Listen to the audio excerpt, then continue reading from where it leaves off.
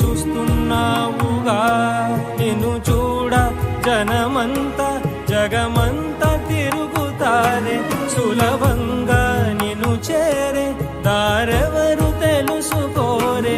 అలంకారం అసలు లేని అహంకారం అన్నది లేని, ఏ కళ్ళ కపటం కానరాని మనసుల్లో నువ్వే కలిసా నిన్నే మరిచా